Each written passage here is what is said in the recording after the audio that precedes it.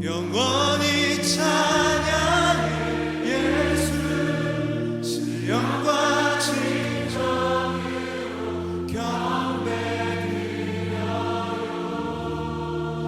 다시 한번 여러분의 목소리로 주 사랑해요, 주 사랑해요.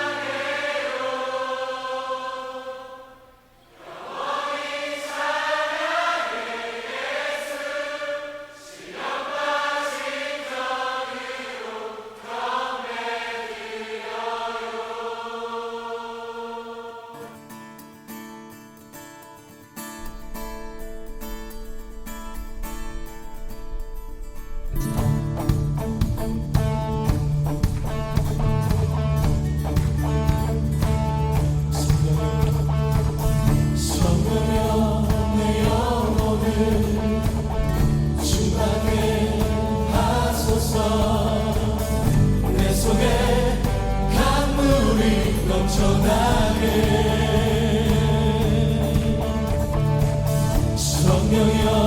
내 영혼을 충만케 하소서. 내 속에 강물이 넘쳐나게. 성령 하나님, 성령 하나님, 날 다시 새롭게 하소서. 채우소서. 내 영혼이 세상 위로 다 이기고 다시 주 닮아가도록 채우소서. 채우소서. 내 영혼이 세상 위로 다 이기고 오직 주만 닮아가도록. 성령이여, 성령이여 내 영혼을 충만케 하소서. 내 속에 강물이 넘쳐나게. 성령이여 내 영혼을, 성령이여 내 영혼을 충만케 하소서. 내 속에 강물이 넘쳐나게. 성령 하나님, 성령 하나님, 나 다시 새롭게 하소서. 채우소서. 채우소서. 내 영혼이 세상 유혹 다 이기고 다시 주를 닮아가도록 채우소서. 채우소서. 내 영혼이 세상 유혹 다 이기고 오직 주만 나타내도록 채우소서. 할렐루야. 채우소서. 내 영혼이 세상 유혹 다 이기고 다시 주를 닮아가도록 채우소서. 할렐루야. 채우소서. 내 영혼이 세상 유혹 다 이기고 오직 주만 나타내도록. 다시 한번 성령이여 내 영혼을, 성령이여 내 영혼을 주 앞에 간구합시다. 충만케 안전한 마음으로 주 앞에 나아갑시다. 내 속에 강물이 넘쳐나게. 성령이여 내 영혼을, 성령이여 내 영혼을 충만케 하소서. 내 속에 강물이 넘쳐나게. 성령 하나님, 성령 하나님, 나 다시 새롭게 하소서. 할렐루야.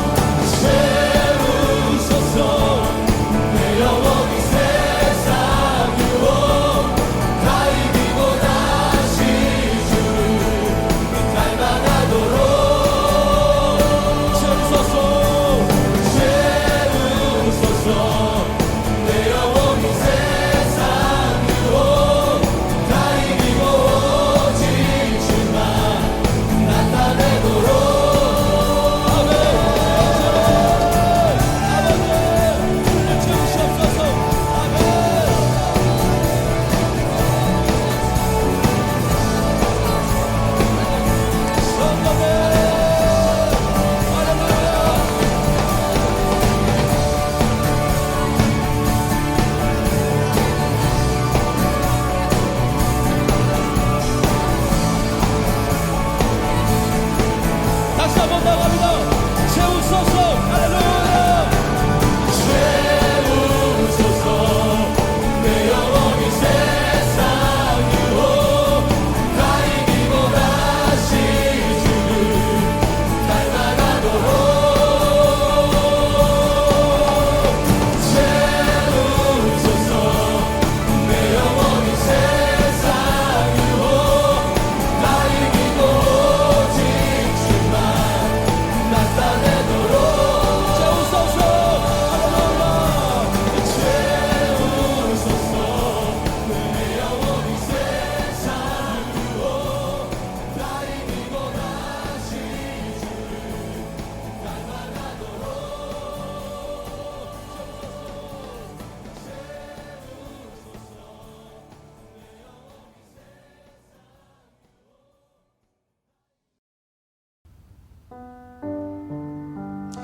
오늘도 주일 예배를 드리시려고 영상 앞에 계신 여러분을 진심으로 환영합니다. 예배를 드리면서 하나님을 경험하고 기쁨과 놀라운 축복이, 은혜가 넘치는 귀한 예배가 되길 간절히 소망합니다. 우리 다 같이 일어나셔서 여는 찬양을 부르시면서 예배를 시작하겠습니다.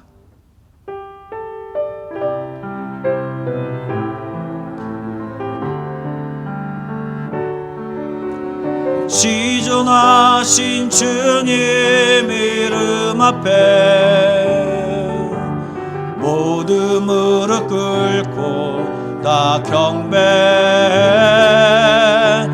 거룩하신 주님 보좌 앞에 엎드려 절하세.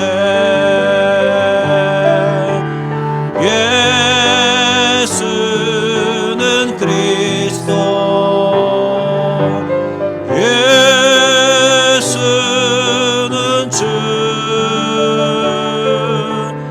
하나님의 영으로 경배 드리리. 예수는 그리스도, 예수는 그리스도, 예수는 주, 하나님의 영으로 경배 드리리. 영광 영광 영광 영광 영광 영광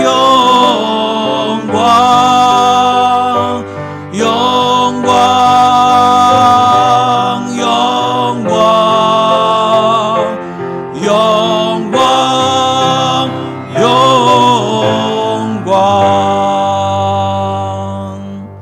사랑해 주님 감사드립니다. 오늘도 거룩한 주일 주님 앞에 모여 함께 예배하게 해주심을 감사드립니다.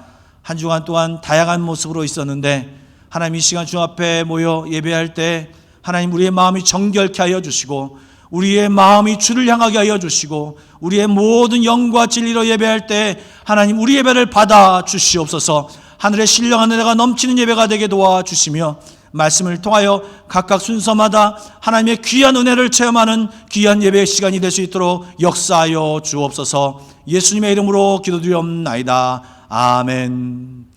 우리 한 목소리로 신앙 고백하겠습니다. 나는 전능하신 아버지 하나님 천지의 창조주를 믿습니다. 나는 그의 유일하신 아들 우리 주 예수 그리스도를 믿습니다. 그는 성녀로 잉태되어 동용녀 마리아에게서 나시고 본디오 빌라도에게 고난을 받아 십자가에 못 박혀 죽으시고 장사된 지 사흘 만에 죽은 자 가운데서 다시 살아나셨으며 하늘에 오르시어 전능하신 아버지 하나님 우편에 앉아 계시다가 거기로부터 살아있는 자와 죽은 자를 심판하러 오십니다. 나는 성령을 믿으며 거룩한 공교회와 성도의 교제와 죄를 용서받는 것과 몸의 부활과 영생을 믿습니다. 아멘. 우리 자리에 앉으셔서 저 앞에 경배와 찬양 올려드리도록 하겠습니다. 네, 오늘도 귀한 주일 우리 주일 예배로 주님 앞으로 나오신 우리 성도님들을 주님의 이름으로 축복합니다. 오늘도 우리가 찬양하며 예배할 때 그 하나님이 우리의 예배를 기쁘게 받으실 줄 믿습니다. 이 시간에 우리가 이 찬양의 가사를 좀 생각하면서 함께 고백하며 나아가겠습니다. 같이 찬양하죠.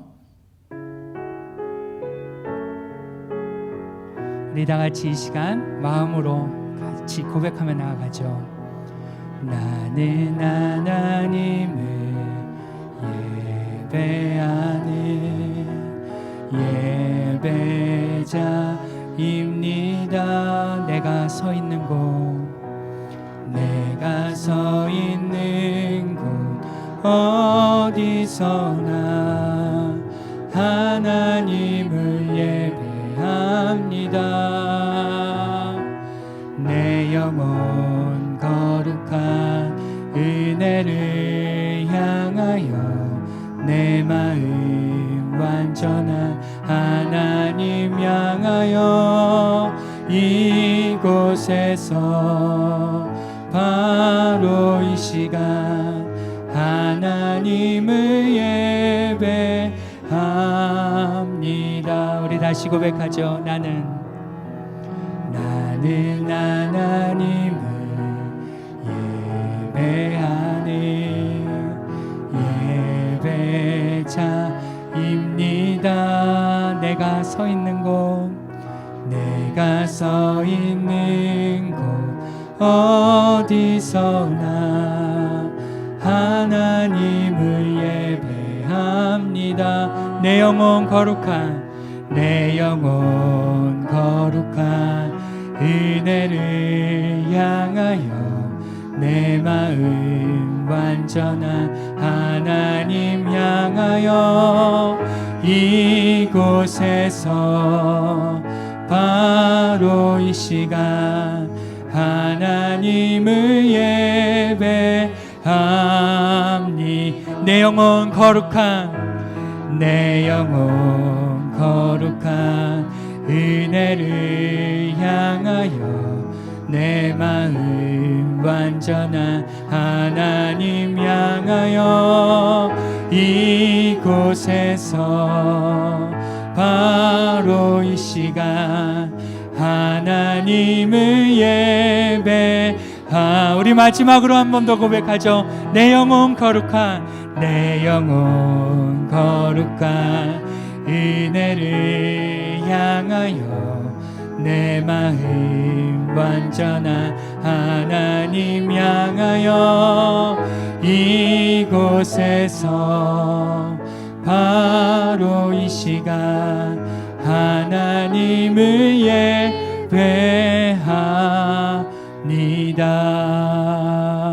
예배합니다. 아멘. 네, 이 시간 우리가 방금 고백했던 것처럼 그 하나님을 마음과 뜻과 힘을 다해서 힘차게 박수치면서 찬양하겠습니다. 우리 같이 힘차게 각자 계신 곳에서 같이 그렇게 찬양하죠. 우리를 죄에서 구하시려 주 예수 십자가 지셨으니 기쁘게 부르세 할렐루야. 나 구원 얻었네.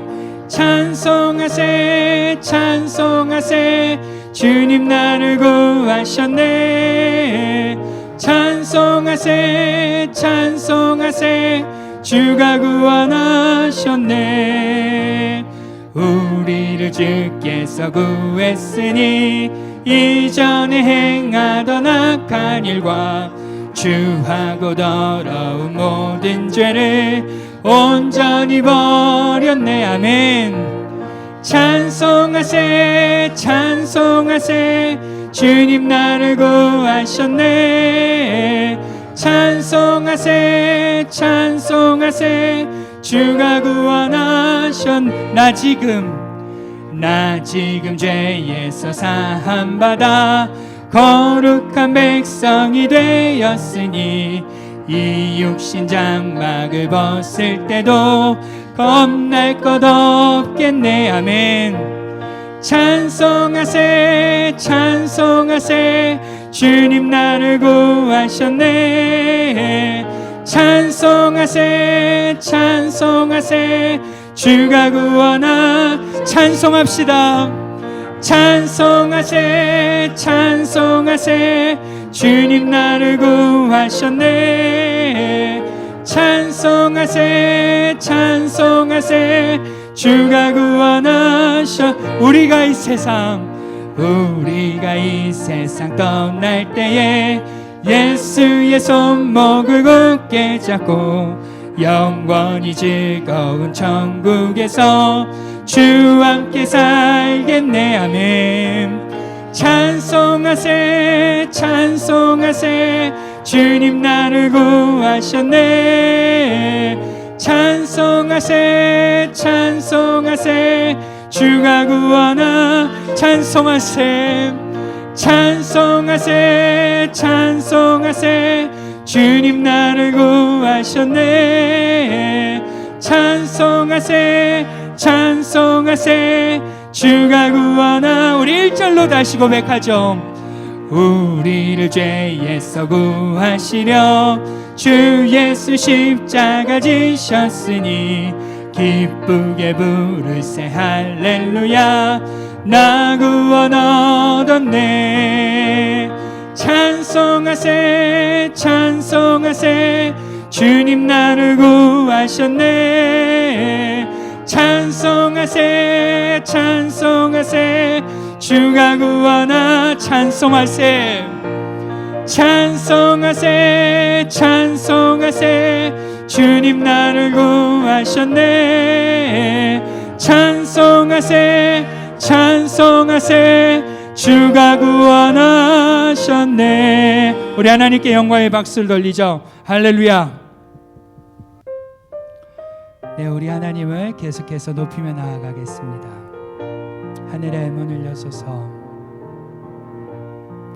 하늘의 문을 여소서.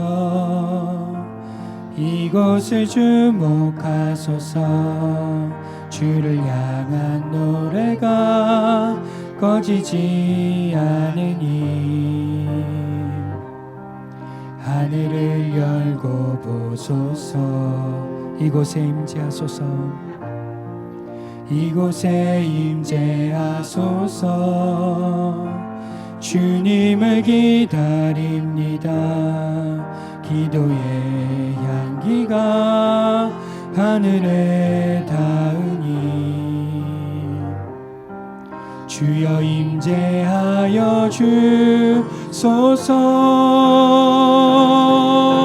이곳에 오셔서 이곳에 앉으소서.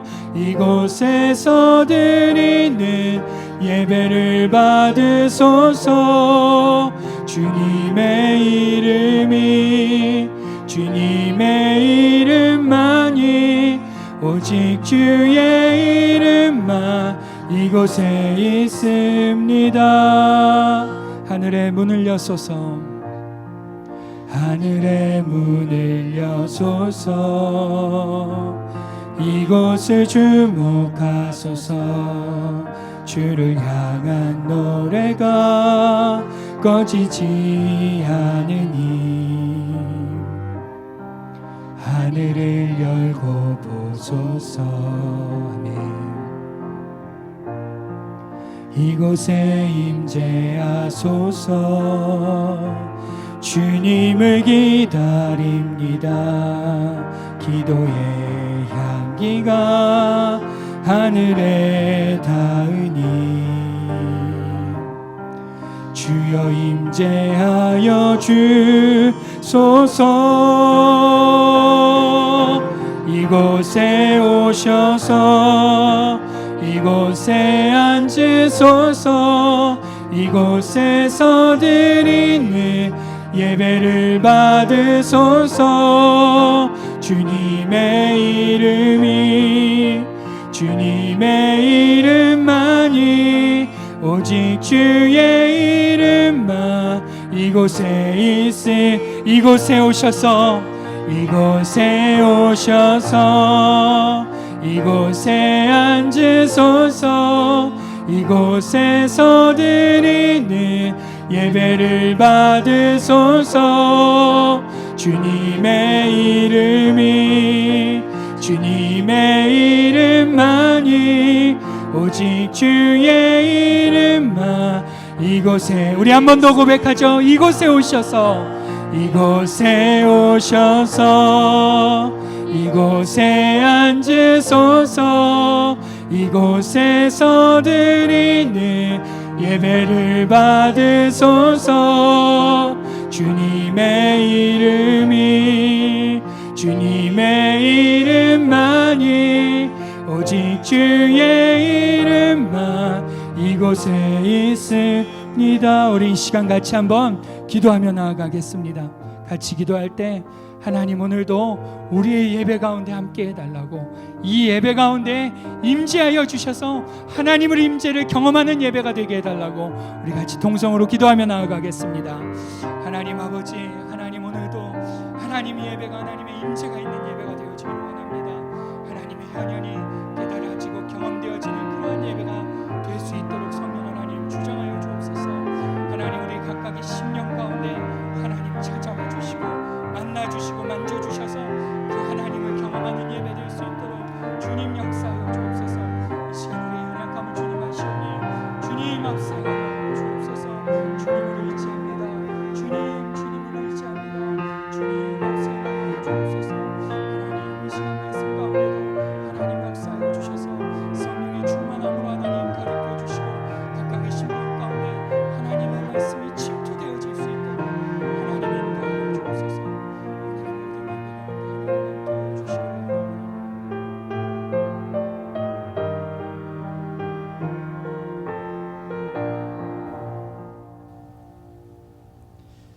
우리 삶의 주인 되시며 오늘도 살아 역사하시는 하나님, 혼란하고 탁한 현실 속에서도 저희를 지켜주시고 건강한 삶을 허락하시어 거룩한 주일에 각자 처소에서 주님 앞에 엎드려 예배드릴 수 있게 하시니 감사와 영광과 찬송을 올려드립니다. 이 시간 드리는 예배가 세상 죄악과 질병 가운데 살고 있는 저희에게 참된 위로가 되고 주님의 용서와 풍성한 은혜가 더해지는 귀한 예배되게 하옵소서. 주님, 예배당에 모여드리는 예배가 그립습니다. 행복인 줄 몰랐던 일상의 행복이 그립습니다. 사람들은 코로나 이후의 삶에 대해 많은 이야기를 합니다. 결코 코로나 이전의 삶으로 돌아갈 수 없다고도 하고 비대면 온라인 화상이라는 말이 일상이 되고 뉴노멀이라는 말도 생겼습니다. 하지만 세상이 변하고 사회적인 삶의 표준이 바뀐다 하여도 결코 바뀌지 않아야 할 저희 삶의 표준이 하나님의 사랑이며 은혜이며 말씀임을 잊지 않게 하시고 주님의 말씀 안에 거함으로 날마다 부어주시는 주님의 사랑과 은혜가 우리 삶 가운데 늘 함께하고 있음을 느끼고 알게 하여 주시옵소서. 우리의 생각이 말씀 안에 있게 하여 주시고 우리의 언어가 말씀이 되게 하시고 우리의 삶이 말씀에 순종하는 삶이 되도록 인도하여 주시옵소서. 많은 의료진과 당국의 노력에도 불구하고 코로나19가 더 많은 나라, 더 많은 인구에 확산되고 있으며 이곳 인도네시아에서도 많은 사람들이 확진되고 죽어가고 있음을 보면서 감염에 대한 두려움에 떨고 있습니다. 하나님, 연약한 저희의 두려움이 굳건한 믿음을 통하여 사라지게 하여 주시고 최선을 다하는 의료진과 방역 당국자들을 위로하여 주시고 코로나19가 빨리 종식되도록 지혜를 더하여 주시옵소서. 우리가 누리는 평화, 기쁨은 누군가의 희생을 전제로 한다는 것을 잊지 않게 해주시고 주어진 것들을 당연하게 받지 않게 하시고 늘 감사하며 받게 하여 주시옵소서. 다시 한번 간구하옵기는 하나님이 주신 말씀과 그 굳건한 믿음과 주님의 사랑을 잊어버리지 않게 해주시옵고 어려운 상황일수록 하나님의 영광을 바라볼 수 있는 저희 다 되게 하여 주시옵소서. 주의 종 고영돈 담임 목사님을 붙들어 주시고 지혜를 더하여 주셔서 코로나 사태 속에서도 더욱 강건하게 하여 주시고 하나님 사랑하시는 저희 한마음 교회가 더욱더 하나 되고 오직 하나님만 바라보며 진리의 말씀을 실천하는 건강한 교회로 나아가는 인도자 되게 하여 주시옵소서. 또한 동역하시는 백광호 목사님과 민미경 전도사님의 건강을 지켜주시고 주님의 사역을 잘 감당할 수 있도록 늘 함께하여 주시옵소서. 온라인 예배를 준비하시는 모든 손길들 기억하시어 축복하여 주시고 한마음교회 모든 성도님들의 건강을 지켜 주시옵소서. 살아계신 예수님의 이름으로 기도드립니다. 아멘.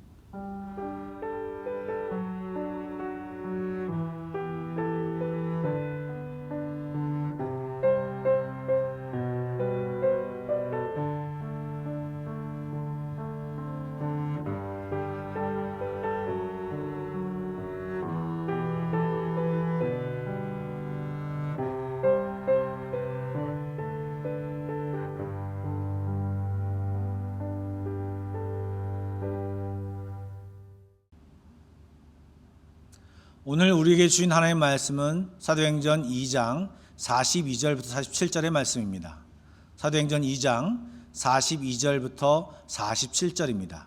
제가 가진 신약성경 190쪽입니다. 사도행전 2장 42절부터 47절의 말씀을 제가 봉독하도록 하겠습니다. 그들이 사도의 가르침을 받아 서로 교제하고 떡을 떼며 오로지 기도하기를 힘쓰니라. 사람마다 두려워하는데 사도들로 말미암아 기사와 표적이 많이 나타나니 믿는 사람이 다 함께 있어 모든 물건을 서로 통용하고 또 재산과 소유를 팔아 각 사람의 필요를 따라 나눠주며 날마다 마음을 같이하여 성전에 모이기를 힘쓰고 집에서 떡을 떼며 기쁨과 순전한 마음으로 음식을 먹고 하나님을 찬미하며 또 온 백성에게 칭송을 받으니 주께서 구원받는 사람을 날마다 더하게 하시니라. 아멘. 오늘은 여러분과 함께 교회에 대해서, 교회의 본질에 대해서 여러분과 함께 좀 이야기를 나눠보려고 합니다. 먼저 한 예화를 여러분에게 말씀드리도록 하겠습니다. 한 시골에서 신앙생활을 열심히 하는 할머니의 이야기입니다. 방학을 맞이하여 이제 손주들이 한 중고등학생쯤 다니는 아이들이 놀러 왔습니다. 이 아이들이 아마 신앙생활을 열심히 안 하는 것 같습니다. 신앙생활을 열심히 하는 이 할머니에게 질문을 합니다. 할머니, 요즘도 일요일날 교회 나가세요? 그러니까 물론 그렇지. 그러니까 이 아이들이 물어봅니다. 교회 나가서 무엇을 그렇게 배우세요? 지난주 설교는 무엇이었어요? 하고 물어보니까 할머니가 이렇게 얘기합니다. 아이고, 기억력이 없어서 다 잃어버렸어. 그런데 한 가지 기억나는 것은 목사님 말씀이 너무 좋았어. 가슴을 막 울리고 너무 좋았어. 그러자 이 아이들이 얘기합니다.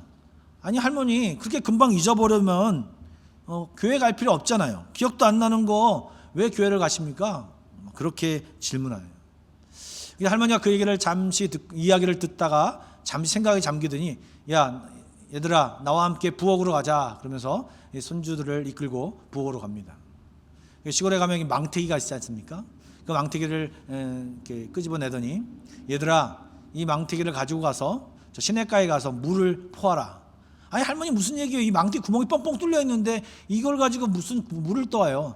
아이 그러지 말고 이거 한번 해봐라. 할머니가 시키는 거니까 한번 해봐. 그러니까 아이들이 이제 뭔가 할머니가 시키니까 약간 입이 이만큼 나와 있으면서 이제 내려갑니다. 그리고 이제 돌아오는데 이제 그 망태기의 밑으로 물이 줄줄 뚝뚝 떨어지면서 그 망태기를 들고 옵니다. 그러니까 이러면서 할머니 장난치는 거예요. 뭐 물이 하나도 안 남잖아요. 봐요. 그렇게 얘기를 하는 거예요. 그러니까 이 할머니가 그 손주들에게 이야기합니다. 얘들아, 그 망태기를 좀 봐라. 너희들이 보는 것처럼 그 망태기에는 물을 담을 수 없지만 이 망태기가 깨끗해졌지. 물로 그것이 깨끗해졌지. 내가 교회 나가서 얻을 게 없을 수도 있지만 내가 잘 기억력이 없어서 그것을 잘 기억 못하지만 매주 교회를 나가면서 나는 이렇게 깨끗해지고 있단다. 이 얘기가 어느 목사님의 설교에서 제가 들은 예화인데 물론 이것이 교회가 무엇인지를 전부 다 얘기하는 것은 아니지만 이 할머니가 생각하는 교회가 어떤 것이라는 것을 알 수 있는 것입니다. 여러분 잘 아시는 백범의 이야기입니다. 백범 김구선생님의 이야기인데요. 경찰서를 100개 짓는 것보다 학교를 10개 짓는 것이 나은데 학교를 10개 지은 것보다 교회를 1개 짓는 것이 낫다라고 얘기했다고 합니다. 이 백범 김구 선생님이 무슨 의도로 이런 것을 얘기했는지는 정확히 알 수 없지만 대충 짐작이 갑니다. 백범에게 이 김구 선생님에게 교회는 무엇이었을까요? 한 가지 더 얘기를 해보려고 합니다.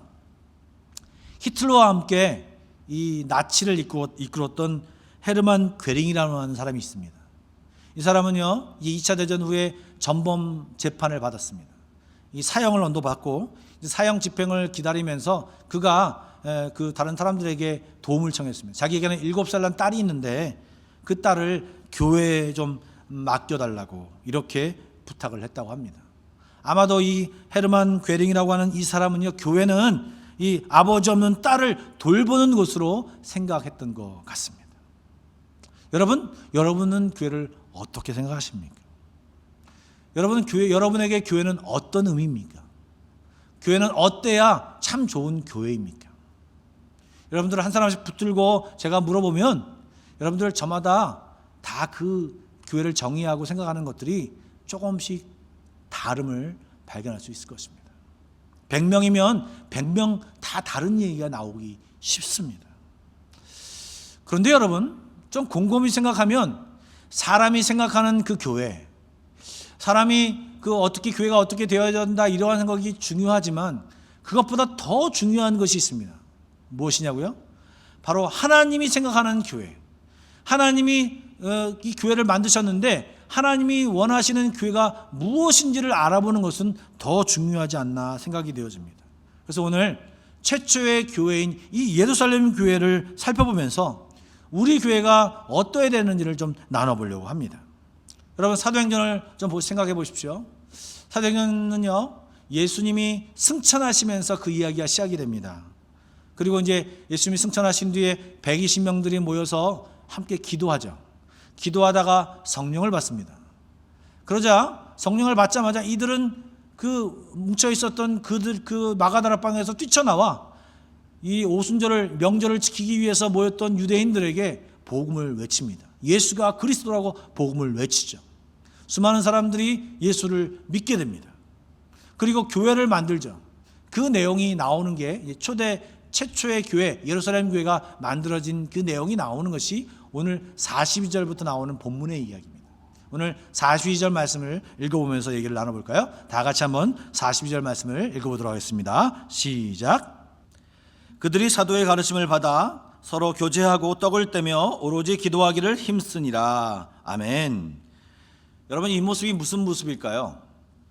사도의 가르침을 받고 떡을 떼며 오로지 기도하기를 힘쓰는 이 모습, 주일날 우리가 흔히 볼 수 있는 예배의 모습 아닙니까? 또 46절 한번 보십시오. 성전에 모이고 또 집에서 모이고. 당시 교회는 대형 교회가 아니고 가정 교회였습니다. 그들이 모일 때마다 말씀을 나누고 또 함께 모여 찬양을 하고 기도를 하고 성찬을 나눴습니다. 사실 이제 앞뒤에 보면 떡 먹는 얘기가 많이 나옵니다. 그래서 저는 예배 후에 식사하는 것을 굉장히 중요시하게 여깁니다. 비록 저희가 성찬을 나누는 것이 아니지만 식사를 하면서 함께 모여 나누고 교제하는 시간이기 때문에 그렇습니다. 따로 시간을 내어 교제할 수도 있지만 예배 후에 이 식사하면서 이야기 나누는 시간은 예배의 연장선으로 굉장히 중요합니다. 이렇게 교회는요, 예배 공동체입니다. 물론 혼자 성경 말씀 보고 묵상하는 이 개인의 예배가 있겠고요. 또 다른 예배 스타일이 함께 모여 예배하는 회중 예배 스타일, 저희들이 주일날 모여서 드리는 이 예배 스타일이 있습니다. 그런데 요즘 저희들이 이 영상을 보며 하는 예배는요, 그 중간쯤인가 생각이 되어집니다. 제가 좀 물어봤습니다. 집에서 어떻게 예배를 드리십니까? 이제 아주 극소수의 분들이 컴퓨터와 또 이것을 TV로 연결해서 큰 화면으로 보시면서 예배드리는, 가족이 모여서 예배드리는 분은 아주 극소수인 것 같고요. 각각 자기 방에 들어가서 핸드폰이나 또는 패드를 놓고 그것을 보면서 혼자 예배하는 분들이 많이 있는 거예요. 그러니까 이게 개인의 예배이면서 또 함께 또 접속해서 예배 드리니까 아마 이 중간쯤, 회중 예배와 또 중간쯤에 그런 모습이 아닌가 생각이 되어집니다. 이렇게 예배 드린 지가 벌써 2달이나 지났습니다. 얼마 전 어느 분과 대화를 좀 나눴는데요. 그분이 이렇게 얘기를 하시더라고요. 처음 영상 예배를 드릴 때는 성경책도 갖다 놓고 목사님이 일어나라 하면 일어나고 뭔가 예배하듯이 기존에 함께 모여 예배하듯이 그런 마음으로 예배를 하였는데, 이제 몇 주가 지나다 보니까 예배 시간에 화장실도 가고 그리고 예배 중에 딴짓도 하고 서로 얘기도 하고 뭐 그렇게 자연스럽게 그렇게 되더랍니다. 또 어떤 분들 얘기 들으니까 분명히 10시에 예배 시간인데 늦잠을 잔 거예요. 그러니까 점심 먹고 2시부터 예배 드려야겠다라고 해서 2시에 예배 드리는 경우도 있고, 또 어떻게 또 지내다 보니까 2시도 건너뛴 거예요. 그러다 보니까 저녁에 자기 전에 그냥 설교 부분만 열심히 듣고 이렇게 마른 경우도 있고, 그렇게 말씀을 하시더라고요. 사람마다 정도의 차이는 있고 또 성격에마다 차이가 있겠지만 시간이 가면 갈수록 뭔가 이 예배를 드리는 것이 TV를 보는 것 같고, 그리고 경건한 마음이 흩어진다고 하는 것이 바로 솔직한 마음인가 생각이 되어집니다. 너무나도 공감이 되어지는 이야기였습니다. 그런데 그 얘기를 들으면서 제가 5월 초에 새벽 기도회를 준비하였던 그 본문이 생각이 났습니다. 신명기 12장의 내용인데요. 신명기 12장에 있는 내용은 어떤 내용이냐 하면요, 이스라엘 백성이 이제 가나안 땅에 들어가기 전에 모세가 이야기합니다. 너희들이 가나안 땅에 들어가서는 그 가나안 가나안 사람들이 섬겼던 우상들을 섬기지 말고 이제 이스라엘 백성 너희들은 하나님이 정하신 곳에 가서 하나님께 제사와 예물을 드리고 즐거이 예배해야 된다라고 하는 그런 내용이 나오는 내용이 바로 이 신명기 12장입니다. 그런데요, 눈에 띄는 것은요, 이 신명기 12장에는요 32절, 총 32절 말씀이 있는데요, 그 32절 중에 무려 5번이나 반복해서 여호와께서 택하실 그곳에서 예배하라는 말이 나옵니다. 당시 가나안 사람들은 산이나 나무 밑이나 또 크고 작은 우상들을 만들어 자기 마음대로 제사하고 신을 섬겼어요. 그런데 하나님께서는요, 자기가 지시한 곳, 이제 후에는 그것이 예루살렘이 되죠. 그런데 그 자기한 지시한 곳에 가서 예배하라고 명령하십니다. 당시는 오늘날처럼 교통이 발달하지도 않았고요, 또 한 사람이 이동하는 것이 아니라 가족 전체가 이동하려면 시간도 많이 걸렸을 테고요, 굉장히 불편한 것이 많았음에도 불구하고 하나님은 그렇게 하라고 명령하셨습니다. 그런데 여기에 좀 한 가지 의문이 나는 것이 하나 있습니다. 여러분, 하나님의 속성 중에 무엇이 있습니까? 하나님은 무소부재한 하나님이다. 즉 어느 곳에나 계시는 하나님이다라고 하는 하나님의 속성이 있습니다. 그렇다면 하나님은 어느 곳에나 계시는데 그냥 있는 곳에서, 사는 곳에서 예배 드리면 안 될까라고 하는 생각이 들기도 합니다.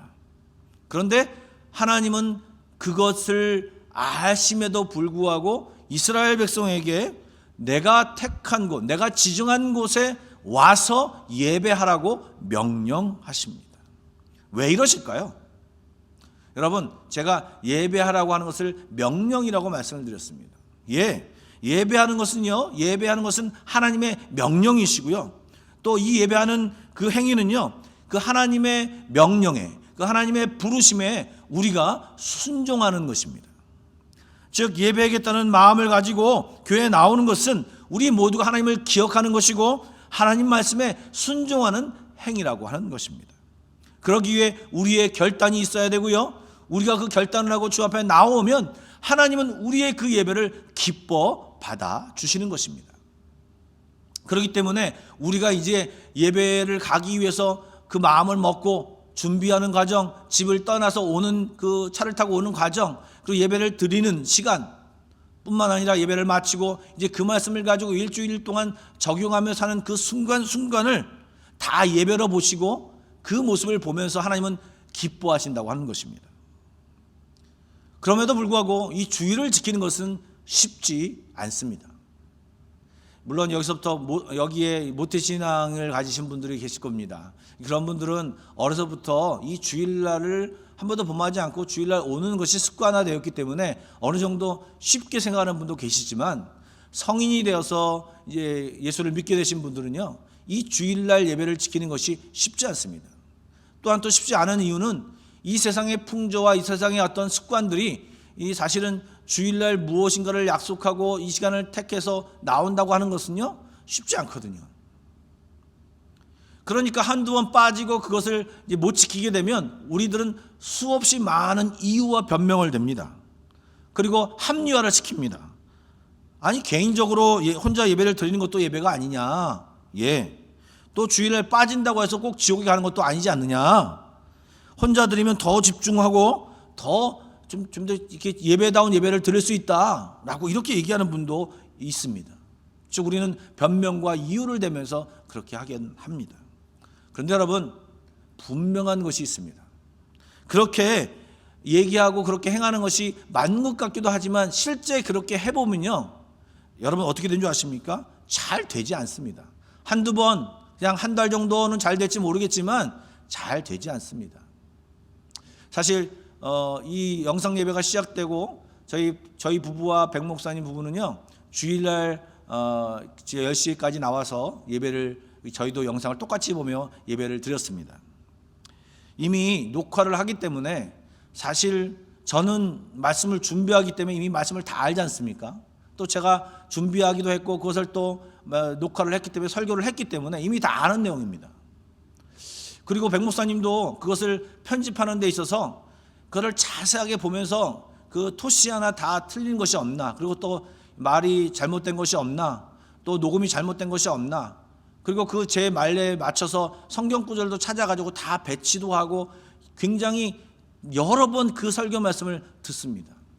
그럼에도 불구하고 저희들이 똑같이 이 시간에 나와서 중보하고 예배를 드리죠. 근데 처음 시작할 때는요, 저희들도 굉장히 뜨거운 마음으로 그렇게 했습니다. 근데 목사여도요, 시간이 지나가면 갈수록 그 흩어지는 마음은 어쩔 수가 없었습니다. 여러분은 어떠십니까? 초창기에 예배를 드릴 때의 마음과 지금 한 10주 정도 지나는데 요즘도 똑같은 자세와 똑같은 경건한 마음과 똑같은 그런 마음으로 예배를 드리십니까? 변함이 없으십니까? 아니면 좀 무뎌지고 부정적인 마음으로, 좀 죄송합니다, 해이해지는 그런 마음을 느끼십니까? 사람들은요, 자기 자신을 너무 과신하는 경향이 있습니다. 자기가 뭐든지 잘할 수 있다고 생각이 되어 그렇게 생각하시는 분이 계십니다. 그런데요, 저도 해보니까요, 한 번 패스하면요, 두 번 패스는 쉽습니다. 그리고 나중에는 예배를 드려야 되겠다는 것이 아니라 이제 예배를 드리는 장소에 있지 않냐고 저녁에 잠깐 드리면 돼 라고 하면서 그 예배의 중요성을 자꾸 뒤로 미루게 되고요, 예배 시간에 산과 들에 있고 또 게으름을 피우는 것이 저희들입니다. 그리고 거기에 대한 변명은 한보따리고요. 하나님께서는 이런 우리를 너무나도 잘 알고 계신 것입니다. 그러기에 하나님께서는요, 자기 식대로 자기 마음대로 우리 힘만으로 신앙생활 하다가는 그것을 실패할 것을 미리 아시고 하나님께서 힘써 너희들이 애써서 정해진 곳에 나와서 예배하라고 명하고 계시는 것입니다. 이것이 우리를 귀찮게 하는 것이냐고 얘기할지 모르겠지만 실제 잘 보면 우리를 위한 것이고 우리에게 복 주시기 위한 하나님의 마음인 것입니다. 그리고 그렇게 우리를 정말 부르시고 여기 와서 예배드려라, 이것이 명령인 것 같지만 실제 우리를 위한 배려라고 하는 말씀입니다. 그런데 이 말씀을 딱 준비하고 그날 새벽 예배의 본문으로 또 설교를 했습니다. 설교를 마친 뒤에 제가 신약의 말씀이 한 가지가 생각이 났습니다. 여러분도 잘 아시는 말씀입니다. 요한복음 4장에 나와 있는 말씀이죠. 21절부터 23절의 말씀인데요, 제가 한번 봉독할 테니까 여러분 눈으로 좀 따라오시면 좋겠습니다. 요한복음 4장 21절부터 23절의 말씀입니다. 예수께서 이르시되 여자여 내 말을 믿으라. 이 산에서도 말고 예루살렘에서도 말고 너희가 아버지께 예배할 때가 이르리라. 너희는 알지 못하는 것을 예배하고 우리는 아는 것을 예배하노니 이는 구원이 유대인에게서 남이라. 아버지께 참되게 예배하는 자들은 영과 진리로 예배할 때가 오나니 곧 이때라. 아버지께서는 자기에게 이렇게 예배하는 자들을 찾으시느니라. 아멘. 여러분 잘 아시는 대로 수가성 여인이 질문을 했습니다. 사마리아의 사람들은 그리심산에서 예배를 하는데 유대인들은 예루살렘에서만 예배해야 된다고 하는데 어느 것이 맞습니까? 당신이 랍비라면, 당신이 하나님의 사람이라면 얘기해 주십시오 라고 이 수가성 여인이 질문을 했습니다. 그러자 예수님이 답변하신 내용이죠. 너희가 알지도 못하고 너희가 아무렇게나 예배하는 너희들 사마리아 사람들, 너희들 틀렸다. 그리고 예배 형식, 예루살렘에게 드리고 예배 형식을 잘 갖추고 있는 유대인들도 맞는 것 같지만 그들이 정말 참되게 진정한 마음으로 예배하지 않기 때문에 그들 역시 틀렸다. 어디서 예배하는 것이 중요한 것이 아니고 형식을 갖추고 중요한 것이 아니고 어디서든 예배하는 것이 중요한데 영과 진리로 참된 마음을 가지고 예배하는 것이 중요하다. 그런 예배를 하나님이 받으신다. 이렇게 주님이 답변하신 것입니다. 즉 우리가 하고 싶은 대로 마구잡이로 드린다라고 우리 예배를 다 받으시는 것이 아니라고 하는 것입니다. 하나님을 알아야죠. 하나님이 어떤 예배를 받으시는 줄 알아야죠. 예수 그리스도를 통해 하나님께 나아가야 됩니다. 영과 진리로 예배를 드려야 됩니다. 형식이 아니라 하나님과 우리 사이에 관계가 있어야 됩니다. 아버지와 아들, 딸의 관계가 있어야 되죠. 예수를 영접한 사람, 자녀가 된 사람, 그 사람이 예배 드릴 때 하나님이 받으시죠. 그렇게 예배 드릴 때는요, 우리가 골방에서 예배를 드리던 차를 타고 가서 예배를 드리던 회중회로 예배를 드리던 어떤 예배를 잘 드릴 수 있고 하나님 그 예배를 받으시게 됩니다. 그런데요, 훈련되지 않고 관계도 없고 그냥 예배 보는 것, 그냥 형식을 가지고 예배 보는 것, 자기 마음대로 예배하는 것, 이것은 하나님이 원하시는 마음, 하나님이 원하시는 예배가 아닌 것입니다. 여러분 오늘 집에서 한번 신명기 12장 말씀을 다시 한번 잘 읽어보십시오. 그러면 거기에 예배에 대한 하나님의 마음이 그 뉘앙스가 잘 느껴지실 것입니다. 뿐만 아니라 거기에 예배에 대해서도 얘기를 하시는데요. 어떤 내용이 나온 줄 아십니까? 예배는 기쁘게 드려야 되는 것입니다. 예배는 즐겁게 드려야 된다고 하는 것입니다. 주 앞에 나오는 것은 즐거워야 됩니다. 즉 예배는 축제 같은 것입니다. 여러분 혹시 잔치 때 사람이 적은 게 좋습니까? 많은 게 좋습니까? 당연히 많은 게 좋죠. 혼자 예배 드리는 것도 그 나름대로 의미가 있고 중요합니다. 그런데요, 함께 모여 예배하는 것은 또 다른 의미가 있는 것입니다. 함께 모여서 위로하며 위로받고 격려하며 격려받고 또 함께 있어서 기쁨으로 드리면 그 예배의 기쁨이 배가 되고 하나님의 말씀을 진짜 그 가운데서 경험하면 진짜 그 예배 때는요, 놀라운 은혜가 체험되게 되어 있는 것입니다. 그래서 예배 때 눈물을 흘리시는 분들이 많습니다. 어떨 때는 눈물을 너무 많이 흘려서 머리가 아플 때도 있는데요, 눈물을 많이 흘리고 머리가 아파서 실제 예배가 끝마쳐도요 얼마나 기쁜지 모릅니다. 간혹 당황스러운 것은 여자분들이 이제 화장 때문에 좀 당황하긴 하시죠. 그러나 여러분 그런 예배를 드리면요 정말 기쁘고 행복하게 되어 있습니다.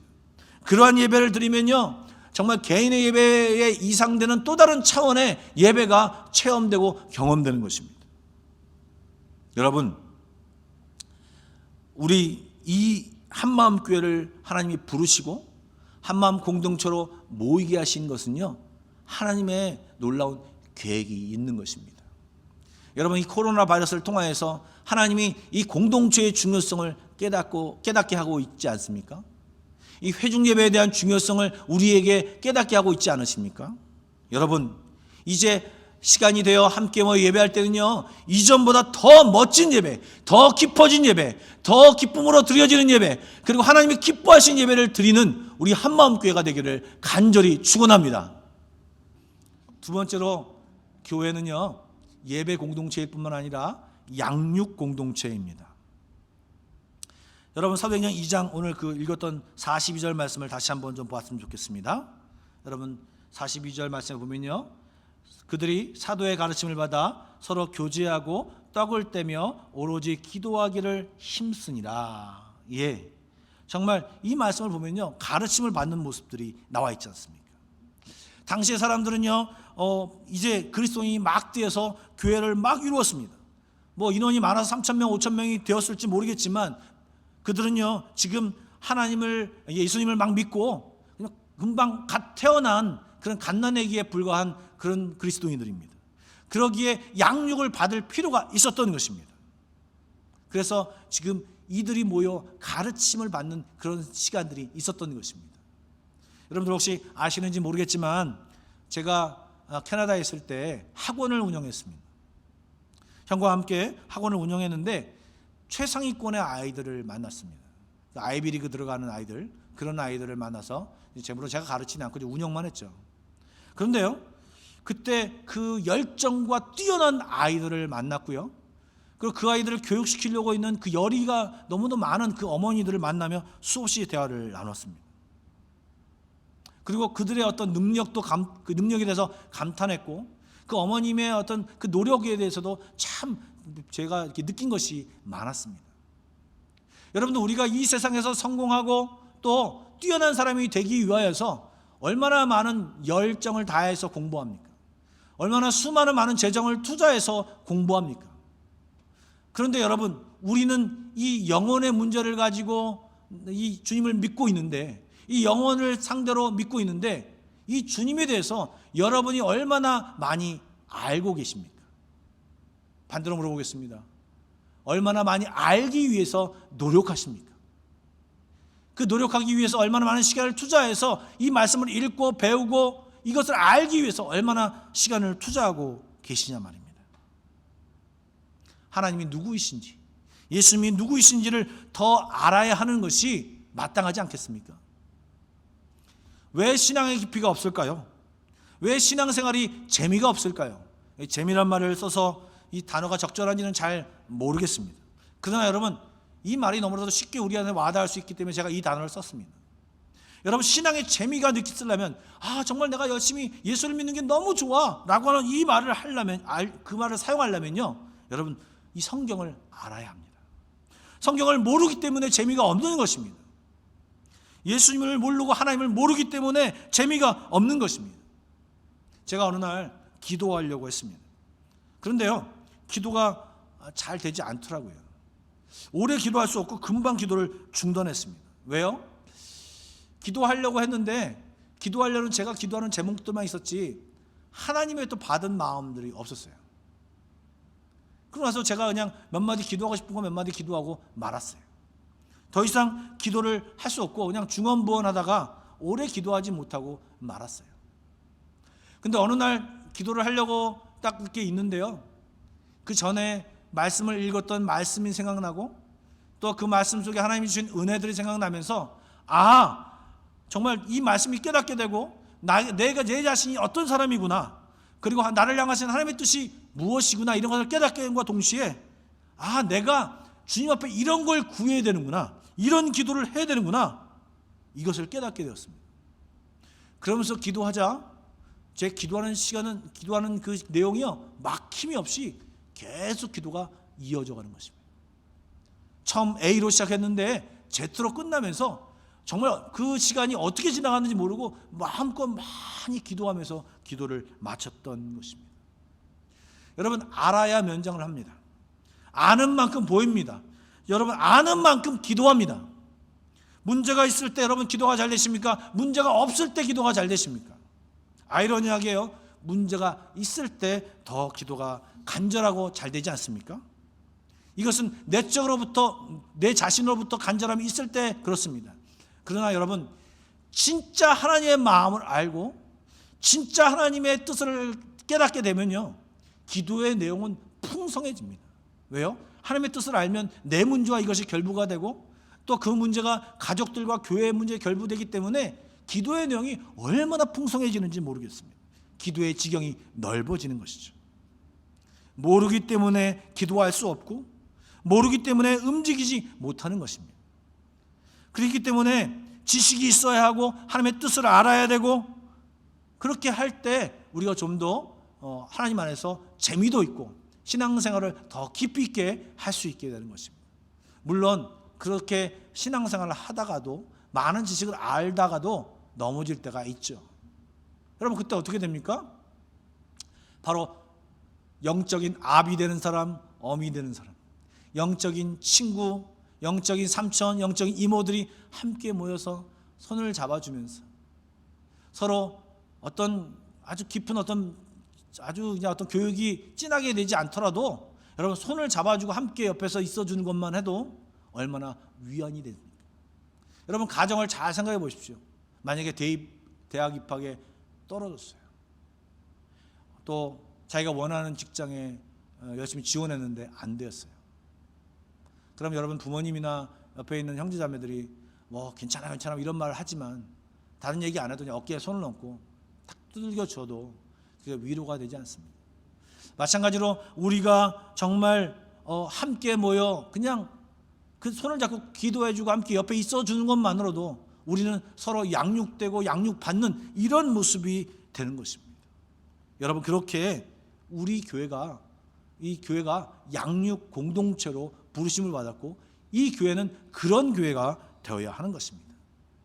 지식을 많이 갖고 있는 것이 양육이 아닙니다. 이 지식을 갖고 있는 것을 서로 나누고 함께 이야기하고 할 때 양육되고, 그 지식대로 살아갈 때 양육이 되는 것입니다. 안타까운 것은요, 제가 개인적으로 판단하건대 우리 교회는 이 양육이 굉장히 약한 것 같습니다. 여러분, 저는 이것을 노력할 것입니다. 코로나 사태가 끝나게 되면 중직자들부터 모여서 함께 공부하기를 원합니다. 각오도 하시고요, 기대도 해주셨으면 좋겠습니다. 다시 한번 말씀드립니다. 우리 교회는요, 양육 공동체입니다. 이런 양육과 좀 비슷한 내용인데요, 바로 교제입니다. 42절 말씀을 읽었는데 다시 한번 좀 읽어보도록 하겠습니다. 그들이 사도의 가르침을 받아 서로 교제하고 떡을 떼며 오로지 기도하기를 힘쓰니라. 말씀을 듣고 배우고 또 어떤 내용이 있습니까? 교제라는 것입니다. 여러분, 이 공동체 안에 다양한 사람들이 있습니다. 어떤 사람들이 있을까요? 이미 말씀을 알고 말씀을 체험한 사람들이 있습니다. 그리고 지금 말씀이 필요한 사람들이 있습니다. 오늘 말씀을 처음 듣는 사람도 있을 것입니다. 그리고 그 중에는 그 말씀에 대해서 의심하는 사람들도 있을 것입니다. 다양한 사람들이 모여서 지금 말씀을 나눕니다. 그리고요, 그 말씀이 끝나고 그 말씀을 나눈 뒤에 서로 식사를 하면서 대화를 나눕니다.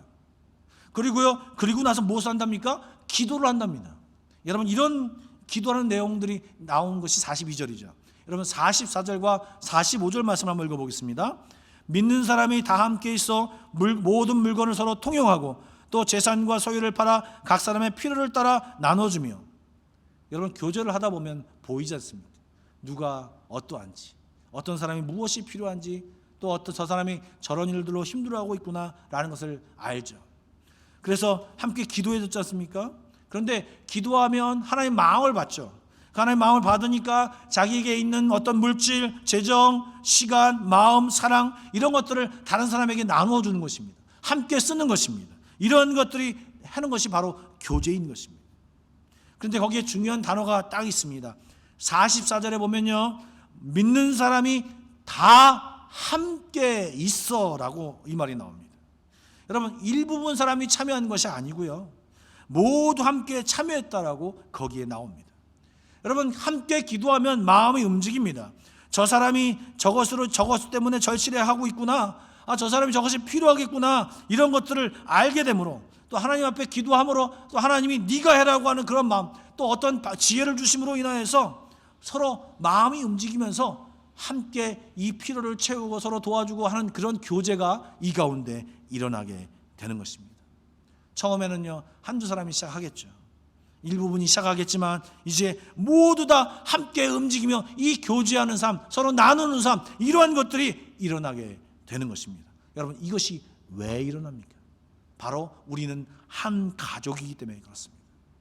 여러분, 예수님이 마태복음 12장에 이렇게 말씀하셨습니다. 마태복음 12장 49절과 50절의 말씀을 보겠습니다. 슬라이드 한번 보시죠. 제가 한번 읽어보겠습니다. 손을 내밀어 제자들을 가르쳐 이르시되 나의 어머니와 나의 동생들을 보라.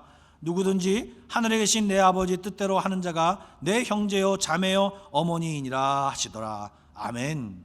이게 무슨 말이냐? 하나님이 모아주신 공동체, 이것이 다 형제고 또 부모님이라고 얘기하는 것입니다. 즉, 하나님이 세상을 만들며 주신 가정 같은 것이 바로 교회라고 하는 것입니다. 예수님이 승천하시면서 이 땅에 남겨주신 것이 무엇이냐? 교회인데 이것이 너희들이 영적 가족이다 라고 이야기하고 있는 것입니다. 사실 성경에, 신약 성경에 그런 얘기들이 굉장히 많이 나오는데 이것을 다르게 번역을 해서 그렇습니다. 에베소서 2장 19절 말씀 볼까요? 에베소서 2장 19절입니다. 예. 한번 보겠습니다. 그러므로 이제부터 너희는 외인도 아니요 나그네도 아니요 오직 성도들과 동일한 시민이요 하나님의 권속이라. 여러분, 권속이란 말은 쉬운 말로 가족이란 뜻입니다. 우리 영물 좀 보십시오. member of the household잖아요. member of God's household. 예. 에베소의 교인들에게 지금 얘기하는 것이 뭐냐면 너희들은 하나님 안에서 한 가족이다라고 얘기하고 있습니다. 찬송가 220장 3절 가사처럼 우리는 한 피바다 한 몸 이룬 주의 보혈로 한 피바다 한 몸을 이룬 교회 가정인 것입니다. 그러기에 저분의 힘듦이 나의 문제가 되고 저분의 어려움이 나의 문제가 되고 저분의 즐거움과 저분의 놀라운 축복이 나의 즐거움과 나의 축복이 되는 이런 멋진 교제가 있는 곳이 바로 우리 교회라고 하는 것입니다. 그런데 사실 이런 것을 잘 짓지 못하죠. 또 한 가지 더 문제는 뭐냐면요, 이게 교제하고 소통하는 것을요 한두 사람만 합니다. 일부 사람들만 합니다. 그러니까 그 사람들에게 너무 집중이 돼서 그 사람에게 이 즐거움, 하나님이 주신 이 사명이 때로는 짐이 되기도 하고요, 그런 문제가 돼서 중간에 하다가 포기하는 경우도 많이 있습니다. 함께 해야 됩니다. 다 같이 해야 됩니다. 조금이라도 그것을 나눠주어야 됩니다. 여러분, 부모로서 한번 생각해 보십시오. 자녀들이 여러 명이 있는데 서로 막 싸우고 그리고 한 자녀가 너무 힘들어요. 그러면 그 자녀들이 알아서 도와주고 함께 해주고 일으켜주고 그런 모습을 바라본다면 여러분 얼마나 부모로서 흐뭇하겠습니까?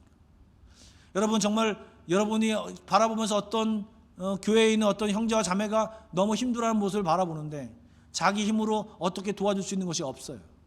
그럴 때 내가 가진 건 없지만 내게 있는 마음을 가지고 하나님 앞에 기도하면서 하나님 저 형제를 주목하여 주십시오. 하나님 저 자매를 주목하여 주십시오. 저들이 저런 일로 힘들어하고 어려워하고 있는데 하나님 저들을 불쌍히 여겨 주십시오. 하나님 저들과 함께하여 주십시오. 저들의 문제를 해결하여 주십시오. 이렇게 기도한다면 여러분 내 문제를 기도하는 것보다 그 내 형제와 자매를 바라보며 안타깝게 기도하는 그 마음을 바라보며 여러분 부모된 입장이라면 그 기도를 그냥 외면하시겠습니까? 하나님도 그 기도를 들어주실 것이고 하나님 그 기도를 절대 외면하지 않고 오히려 이 사람의 기도도 들어주시고 그 기도한 그 사람도 하나님이 이쁘게 봐주시는 것이 하나님 그렇게 그런 것이 기대가 되지 않으십니까? 이것이 바로 영적 가정 교회인 것입니다.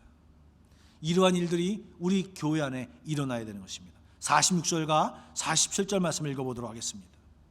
날마다 마음을 같이하여 성전에 모이기를 힘쓰고 집에서 떡을 떼며 기쁨과 순전한 마음으로 음식을 먹고 하나님을 찬미하며 또 온 백성에게 칭송을 받으니 주께서 구원받는 사람을 날마다 더하게 하시니라. 아멘.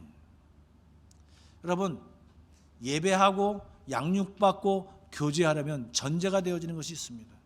모이기에 힘써야 됩니다.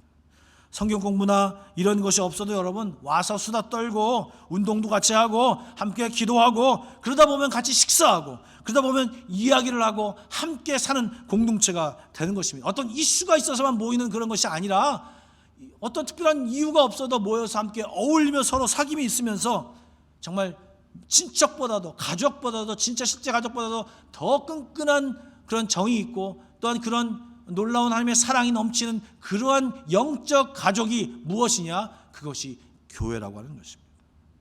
여러분 오늘 제가 교회라는 것에 대해서 세 가지 정도를 말씀드렸습니다. 교회 안에는요 안에서 일어나는 안에서 행해야 될 일과 이제 밖으로 행해야 될 일이 있는데 이 밖으로 해야 될 일들은 다음 주에 얘기하려고 합니다. 오늘 이 안에서 해야 되는 일이 뭐냐? 바로 하나님 앞에 예배하는 것. 이것이 그냥 가정에서 뭐라고 합니까? 순종하는 것이죠. 주님 앞에 부모 앞에 순종하는 것이죠. 그리고 형제하는 사이에서 우애하는 것, 이게 중요한 거죠. 교제죠. 근데 사실 예배 가운데 이런 것이 종합적으로 들어가 있습니다. 하나님과 소통, 서로 간의 소통, 예배를 통해서 이것이 완성됩니다. 그러기 위해서는 어려서부터 예절 교육을 받고 밥상 교육도 받고 또 어머니 아버지가 무엇을 좋아하는지 싫어하는지 형제들 간에 투닥투닥 거리면서 자매들끼리 또 언쟁을 벌여가면서 혼나면서 지도받으면서 이렇게 서로 알아가는 것 아니겠습니까? 즉 이러한 것들이 있는 곳이 똑같이 있는 것이 교회라고 하는 것입니다. 이렇게 교회 안에 한 교회 안에서 배우고 배우는 시간을 가지면서 성장해 나가는 것입니다. 여러분 우리 가정에는요 어떤 가정을 보면 냉랭한 가정이 있습니다. 또 어떤 가정은 되게 화목한 가정이 있습니다. 각자마다 특색이 있죠. 즉 이것을 뭐라고 하냐면 교제가 적은 가정, 교제가 많은 가정입니다. 여러분 우리 교회는요 좀 이 교제가 풍성한 교회가 되기를 간절히 원합니다. 성도 간에 열정적으로 만나고 열정적으로 교제하고 기도해주고 이런 것들이 있는 그런 멋진 교회가 되기를 간절히 소원합니다. 그러기 위해서 말씀드렸다시피 모이기에 힘쓰려면 자주 만나야 합니다. 주일은 물론 교회에 자주 오셔야 됩니다. 남자분들은 힘드시다고요? 예. 그러나 여러분 생각하기 나름입니다. 중요하다고 생각하면 시간을 분배하는 것이 저희들입니다. 여러분 같이 밥을 많이 먹어야 됩니다. 여러분 교회는 생각보다 밥상 공동체입니다. 성경에 보면 떡을 뗐다라고 하는 것이 나오는데요, 그것을 이제 성찬이라고 얘기하는데 이 실제 성찬은요 우리가 하는 그런 성찬보다는 식사를 하는 내용입니다. 식사를 같이 하는 것입니다. 예배 후에 식사도 해야 됩니다.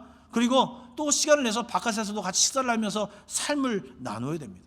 삶을 나누면서 기도해 주어야 됩니다. 그리고 무엇보다도 함께 모여 기쁨으로 즐거움으로 서로 격려하며 위로하며 예배를 드려야 되는 것입니다. 여러분 이러한 것들을 적극적으로 참여하는 우리 한마음교회 되기를 간절히 원합니다.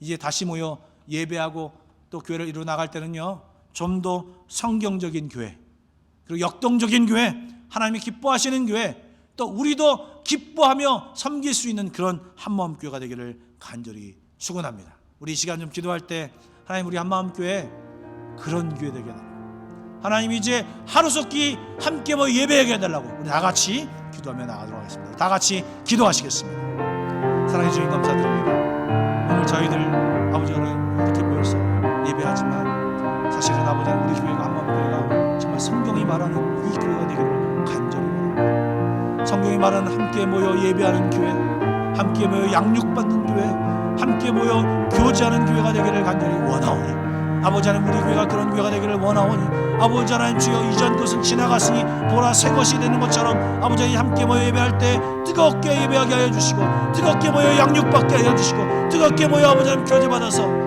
가득 차서 넘쳐 흐르는 교회가 되게 하여 주옵소서. 그래서 하나님이 이제 우리 교회를 사용하시는 교회, 아버지 하나님 사용하시기에 부족함이 없는 교회가 되기를 간절히 소원하오니 아버지여 이 시간 동안에 그 교회를 위하여 준비하며 기도하며 하여 주시고 하루속히 모여 예배할 때 하나님 놀라운 예배 교회를 변화시켜 주옵소서. 하나님 이것을 기대하며 기도하오니 아버지여 주여 변화시켜 주시고 우리 가운데 이 일을 행하여 주시옵소서. 사모하니 이 예루살렘에 있었던 이 교회의 모습이 우리 교회도 있기를 원하며 이전에 우리가 부족했던 모습들을 발견하여서 성령의 도우심으로 다시 새롭게 태어나는 교회가 되기를 간절히 소원하오니 아버지여 함께하여 주시고 우리 한마음교회 이런 멋진 교회 되기를 간절히 소원하오니 성령님이여 도와주시옵소서. 주여 도와주시옵소서. 간절히 소원하오니 주여 도와주시옵소서. 간절히 원합니다. 사랑해 주님 감사드립니다. 오늘도 함께 예배하며 하나님이 원하시는 교회, 정말 첫 번째 예루살렘 교회가 어떠했는지를 보았습니다. 하나님 이 교회를 배웠는데 하나님 그렇구나 하면서 그냥 머리로만 넘기는 그런 시간이 아니라 하나님 이제 결단하고 우리 교회를 그렇게 만들려고 노력하며 하나님의 도우심을 구하며 함께 모여 예배하고 양육받고 교제를 열심히 하는 그런 아름다운 교회 될 수 있도록 인도하여 주옵소서. 이런 교회를 통하여 새로운 사람들이 태어나고 성장해 나가며 또 나아가 복음을 전하며 날마다 더해지는 사람들이 많아질 수 있도록 그런 아름다운 한마음교회가 될 수 있도록 역사하여 주옵소서. 그렇게 하실 하나님을 기대하며 예수님의 이름으로 기도드리옵나이다. 아멘. 찬송가 342장 부르시면서 주 앞에 예물을 드리도록 하겠습니다. 1절과 3절을 부르겠습니다. 너 시험을 당해 죄짓지 말고 너 용기를 다해 늘 물리치라. 너 시험을 이겨 새 힘을 얻고 주 예수를 믿어 늘 승리하라. 우리 구주의 힘과 그의 위로를 빌라. 주님 내 편에 서서 항상 도우시리. 잘 이기는 자는 상 받으리. 있으리니 너 낙심치 말고 늘 전진하라.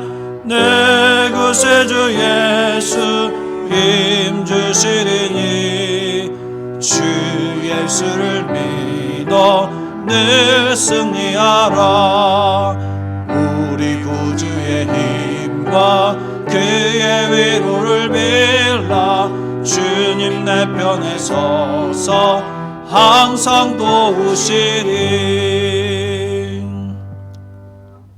사랑해 주님 감사드립니다. 오늘도 주님 앞에 마음을 다하여 이 예물을 드립니다. 하나님, 이 예물이 쓰여지는 곳곳마다 하나님의 나라가 전파되며 많은 사람이 구원받을 수 있도록 축복하여 주옵소서. 하나님, 요즘 많은 사람들이 어려워하고 있습니다.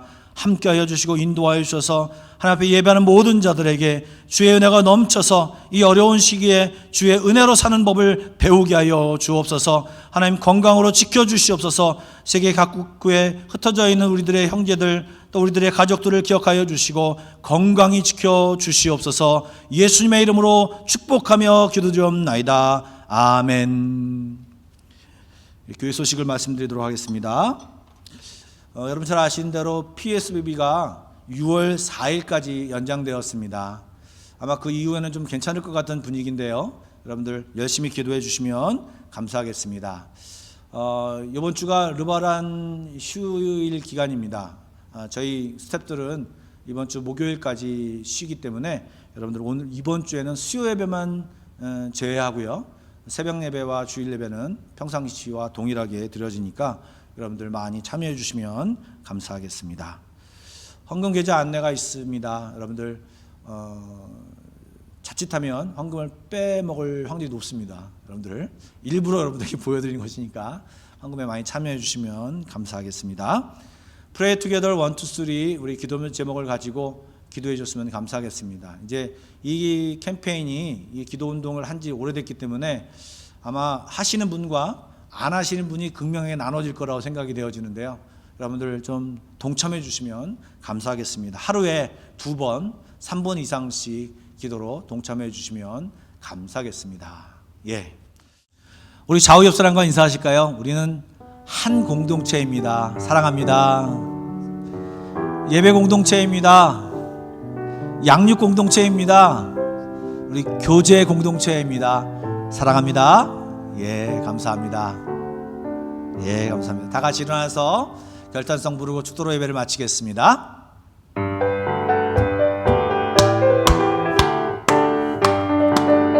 내가 매일 기쁘게 순례의 길 행함 주의 팔이 나를 안보함이요 내가 주의 큰 복을 받는 참된 비결 주의 영이 함께함이라 성령의 계시네 할렐루야 함께하시네 좁은 길을 걸으며 만나 기뻐하는 것 주의 영이 함께함이라 성령이 계시네 성령이 계시네 할렐루야 함께하시네 성령이 계시네 성령이 계시네 할렐루야 함께하시네 좁은 길을 걸으며 만나 기뻐하는 것 주의 영이 함께함이라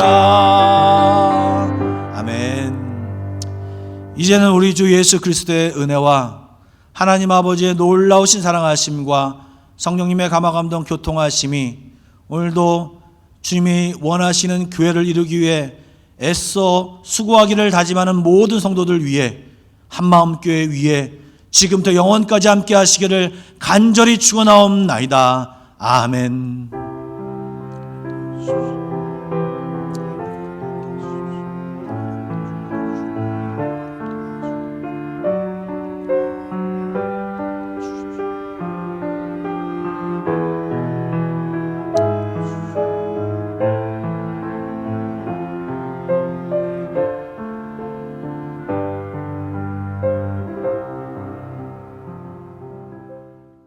한 주간 동안 평안하십시오. 샬롬.